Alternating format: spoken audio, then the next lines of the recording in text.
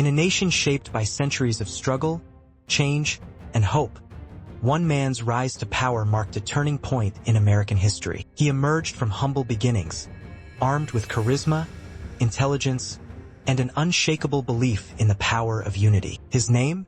Barack Obama. Join us as we explore the extraordinary journey of the man who made history as America's first black president. From his early days in Hawaii to the global stage of the White House. This is the rise of Barack Obama. Chapter 1. Early life and identity. Barack Hussein Obama II was born on August 4, 1961, in Honolulu, Hawaii. His mother, Ann Dunham, was a white woman from Kansas. His father, Barack Obama Sr., was a black man from Kenya. From the very beginning, Barack lived between two worlds, culturally, racially, and geographically. His parents separated when he was just 2 years old, and Obama's father eventually returned to Kenya. Barack would only meet him once more, when he was 10. His mother remarried an Indonesian man, and Obama spent part of his childhood in Jakarta. These early experiences gave him a global perspective that would later inform his worldview. Returning to Hawaii, Obama was raised largely by his maternal grandparents. There, he attended the prestigious Punahou School, where he was one of the few black students. He wrestled with questions of identity and belonging, trying to understand where he fit in a society that still struggled with racial lines. He later wrote, "I began to notice there was nobody like me in the Sears Roebuck Christmas catalog, and that Santa was a white man." This growing awareness sparked a lifelong exploration of race, inequality, and justice. Chapter 2. Finding his voice. After high school, Obama moved to Los Angeles to attend Occidental College. There, he began to engage in political activism, protesting apartheid in South Africa. But he still hadn't found his path. After 2 years, he transferred to Columbia University in New York City, where he studied political science. In New York, Obama lived modestly, worked various jobs, and explored the writings of black thinkers like James Baldwin and Malcolm X. But he remained largely detached from organized politics. It wasn't until he moved to Chicago in 1985 that his true political awakening began. In Chicago, Obama became a community organizer on the city's South Side. He worked with churches to improve housing, job training, and education for residents in struggling neighborhoods devastated by the loss of manufacturing jobs. The experience was challenging, change was slow, and mistrust ran deep, but it taught him how to listen, to negotiate, and to lead. This chapter of his life grounded him in the realities of American inequality and gave him a first-hand view of the struggles faced by working-class families. It also planted the seeds of a political vision rooted in hope and collective action. Chapter 3. Harvard and the Rising Star. In 1988, Obama made a pivotal decision. He enrolled at Harvard Law School. There, his charisma and intellect quickly stood out. In 1990, he made history by becoming the first black president of the Harvard Law Review, a prestigious and fiercely competitive position. The media took notice. A young black man leading one of the most elite institutions in the country?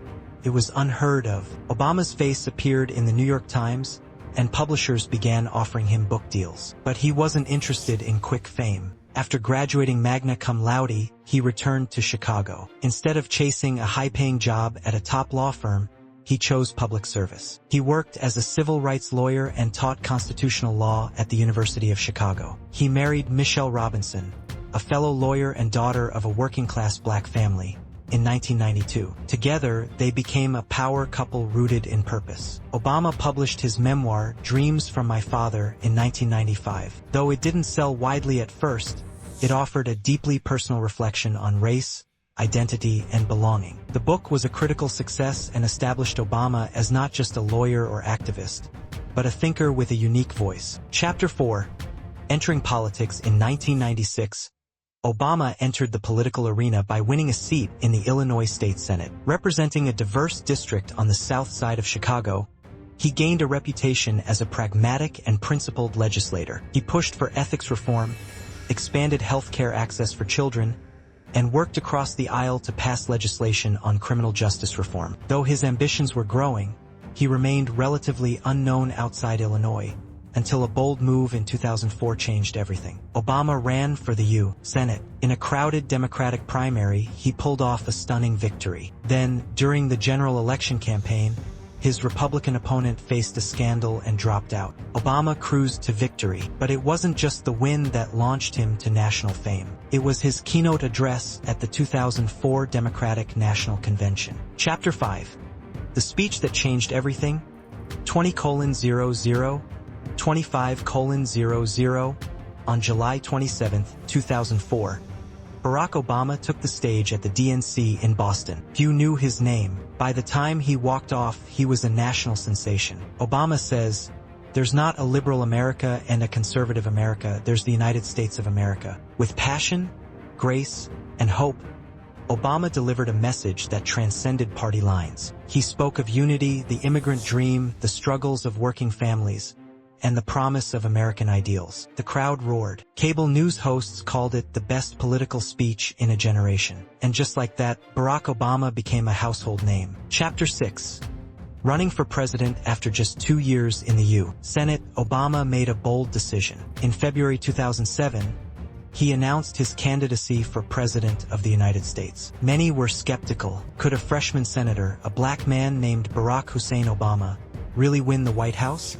He faced formidable opponents, including the powerful Hillary Clinton. But Obama's campaign harnessed a new energy. He inspired young voters, mobilized communities through social media, and emphasized grassroots fundraising. His message was clear: yes, we can. Despite early setbacks, Obama gained momentum, winning key primaries and capturing the imagination of millions. His ability to connect with diverse audiences, from white voters in Iowa to black voters in South Carolina, made his campaign a movement. In June 2008, he secured the Democratic nomination. Later that year, he selected Joe Biden as his running mate. The stage was set. Chapter 7.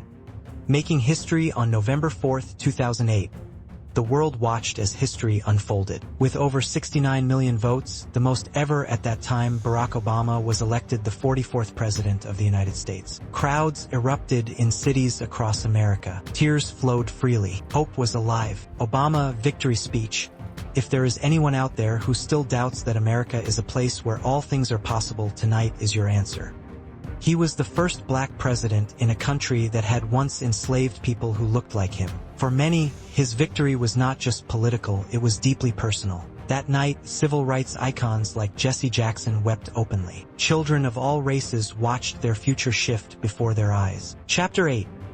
Obama in the White House. Barack Obama inherited a nation in crisis. The 2008 financial collapse had devastated the economy. Unemployment soared. Wars raged in Iraq and Afghanistan. In his first months, Obama signed the American Recovery and Reinvestment Act, a massive stimulus package aimed at reviving the economy. He bailed out the auto industry and prevented a deeper depression. He passed sweeping health care reform, known as the Affordable Care Act, expanding insurance to millions of Americans. He reformed student loans, championed environmental protections, and pushed for equal pay for women. Internationally, he pursued diplomacy, restoring America's image abroad, signing nuclear arms agreements, and in 2011, ordering the operation that killed Osama bin Laden. But his presidency also faced intense opposition. The rise of the Tea Party signaled growing political polarization. Efforts at gun control and immigration reform stalled. Racial tensions flared after high-profile police killings. Obama responded with empathy but also caution, often walking a tightrope as America's first black president. Chapter 9. Legacy and impact. Barack Obama served 2 terms, leaving office in 2017 with high approval ratings. His presidency was historic not just for what he achieved, but for what he represented. He inspired a new generation to believe in politics again. His presence in the White House shattered centuries-old barriers and reshaped global perceptions of America. Obama was not a perfect president, and he admitted as much, but he was a symbol of progress, of resilience, and of the enduring power of democracy. Since leaving office, he has remained active in public life through the Obama Foundation, his writing, and his advocacy. His memoir, A Promised Land, offers an intimate reflection on leadership, hope, and the struggles that defined his journey. Barack Obama's rise was not just the story of one man. It was the story of a nation's ongoing journey toward its highest ideals. He showed us that change is possible, that unity matters, and that even the most unlikely journeys can lead to the most powerful destinations. This is the legacy of Barack Obama, America's first black president, a man of hope, history, and purpose. If you found this video inspiring, be sure to like, comment, and subscribe for more deep dives into the leaders who shaped our world. Thanks for watching.